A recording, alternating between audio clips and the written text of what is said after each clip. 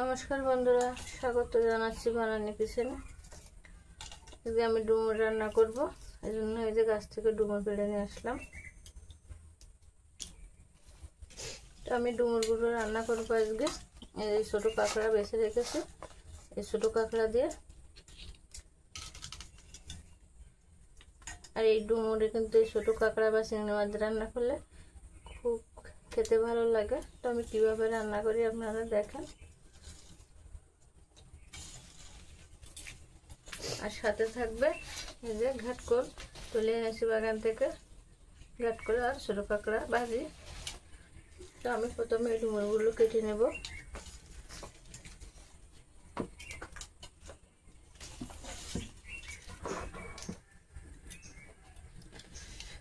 এই ডুমুরগুলো কিন্তু আমি এইভাবে কাটবো।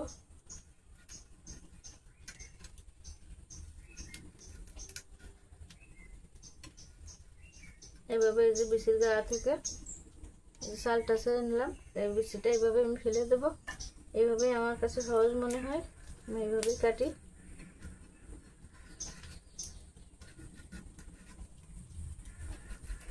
আবার একটা কেটে দেখাচ্ছে। দেখুন আমি এইভাবে কাটলাম আর বিচিটা ফেলে দিলাম। এইভাবে কিন্তু সহজ হয় খুব।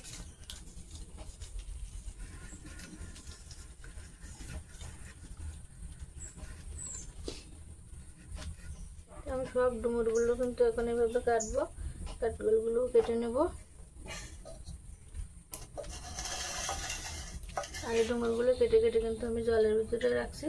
জলের ভিতরে রাখতে হবে, না হলে কিন্তু এই ডুমুরের রঙটা কিন্তু কালো হয়ে যাবে। এই জন্য জলের ভিতরে রাখতে হবে কেটে কেটে। এইভাবে সব ডুমুরগুলো আমি কেটে নেব।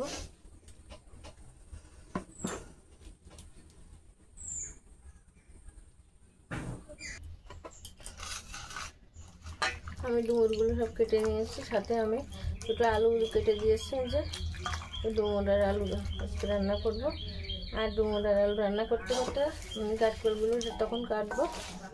এখন আমি চুলোয় জাল ধরিয়ে ডুমুরটা রান্না করব।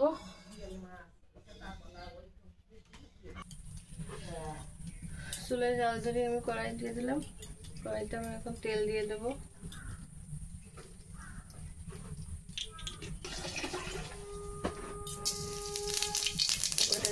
গেলাম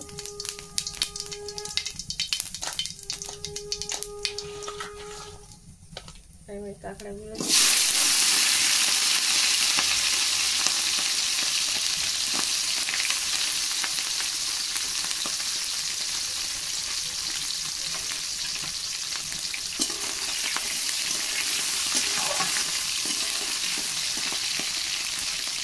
কাঁকড়াগুলো কিন্তু পুরো হয়েছে। দেখুন কিন্তু বোঝা যাচ্ছে সব কাঁকড়াগুলো। আমি কাঁকড়া একটু লবণ আর হলুদ দেবো। লবণ দিয়ে দিলাম, একটু হলুদ দিলাম।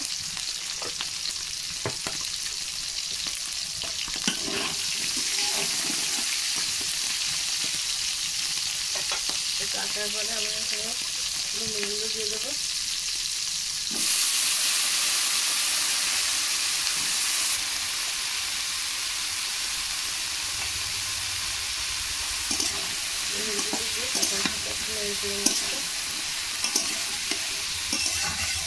এখন আমি ডুমুরে একটু লবণ আর হলুদ দিয়ে দেবো। আগে একটু লবণ দেবো, হলুদটা একটু পরে দেবো। লবণ দেবো, একটু কষিয়ে নেবো ডুমুরটা আলুটা।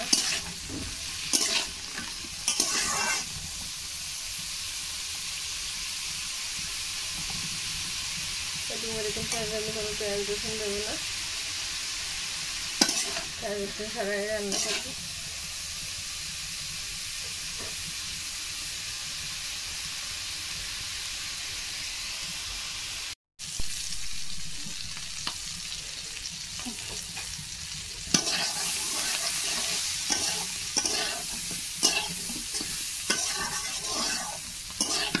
ডুমুর আর আলুটা কিন্তু আমি ভালোভাবে কষিয়ে নিচ্ছি। আর এখন কষানো হয়ে গেছে। এখন আমি আর একটু তেল দিয়ে দেবো।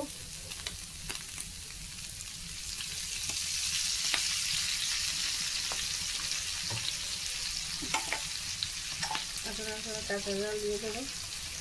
একটু আমি কাঁচা জল দিয়ে রান্না করবো। শুকনো জল দিয়ে রান্না করা যায়, কিন্তু আমি শুকনো জল ব্যবহার করবো না, কাঁচা জল। আর দিয়ে দেবো এখন হলুদ।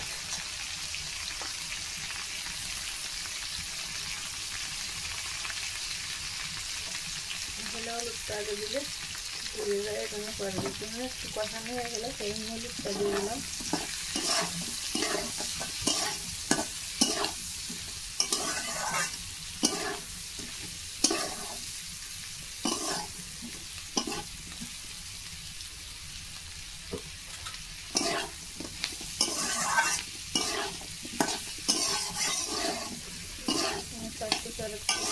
করে তুলে নিচ্ছি।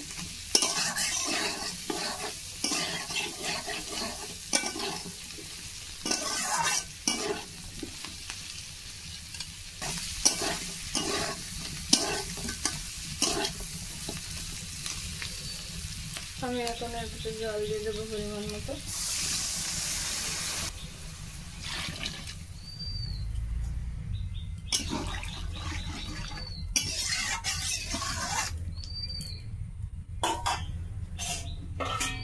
আমি এখন ঢেকে দেবো,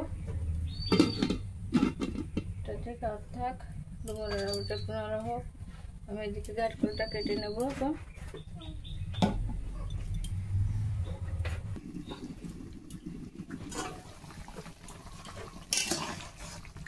ঢাকনা দিয়ে একটু নেড়ে ছেড়ে দিচ্ছি, জলটা ফুটে গেছে। নেড়ে ছেড়ে নিয়ে ঢেকে দেবো।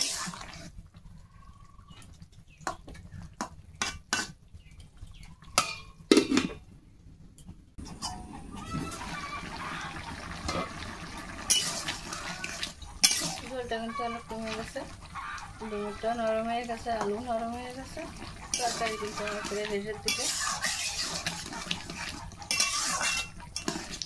আমি এখন এর ভিতরে জিরে বেটে রেখেছি, একটু জিরে আর দুটো লবঙ্গ, দুটো এলাচ আর একটু দারচিনি দিয়ে বেটে রেখেছিলাম, সেটা দিয়ে দিলাম।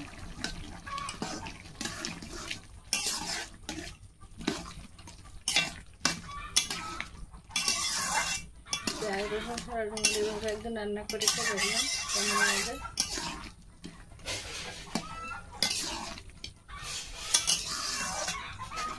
আমি আর একটু ঢেকে দেবো।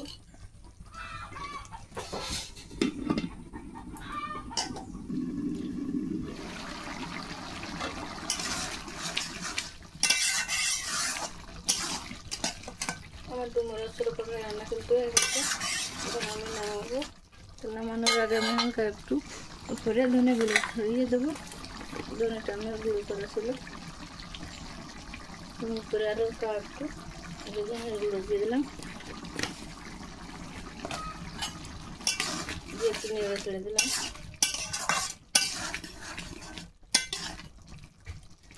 আমি এখন নামিয়ে নেবো।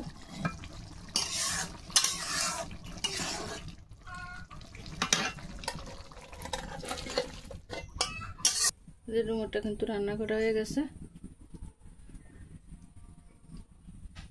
ডুমুরের কাঁকড়া, এটা আমি এখন গাঁটকলটা ভেজে নেব। আমি গাঁটকল ভাজি করবো বলে কড়াইটা দিয়ে এখন আমি চুলের উপর দিলাম। আমি তেল দিয়ে দেবো।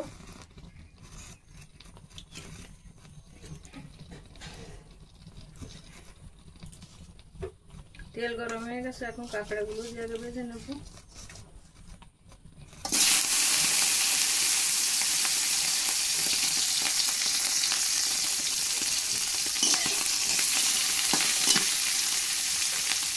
লবণ দেবো,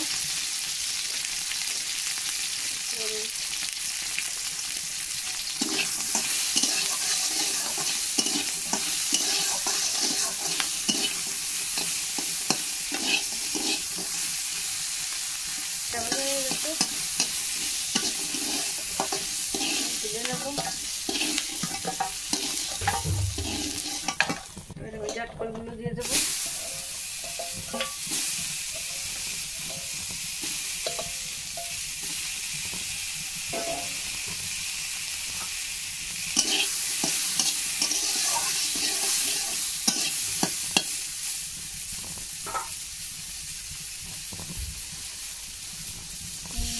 তেল দিয়ে দিচ্ছি।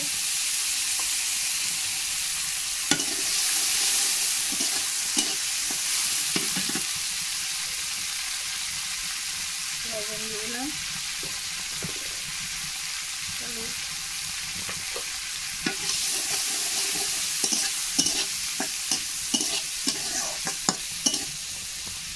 কাঠকলটা এখন আমি রেখে দেবো নামানোর জন্য।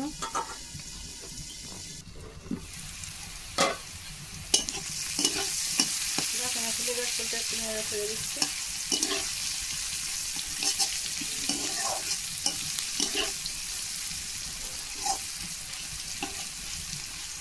আর একটু ভালো করে ভেজে নেবো কিন্তু।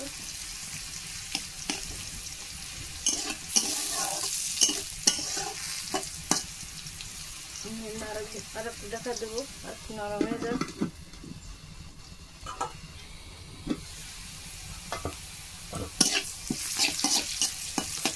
কাঠকলগুলো কিন্তু এখন ভাজা হয়ে গেছে। এখন আমি এর ভিতরে ভেজে রাখা কাঁকড়াগুলো দিয়ে দেবো।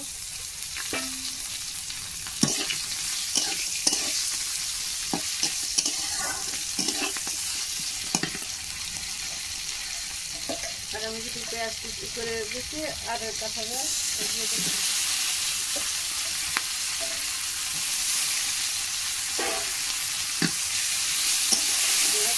পেঁয়াজগুলো আমি ভালো করে ভেজে নেব।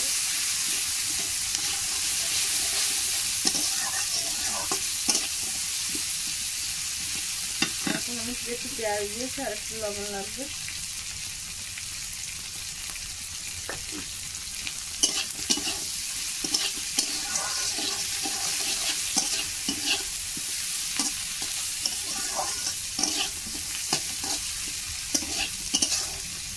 পেঁয়াজটা দিয়েছি, পেঁয়াজটা নরম হবে, সেই জন্য আমি একটু দেখা দিয়ে দেবো।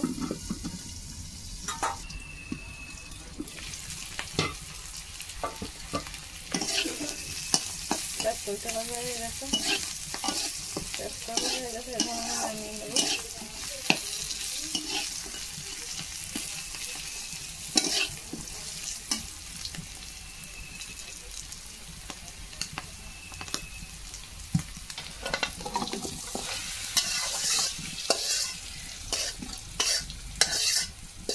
ভাজি হয়ে গেছে।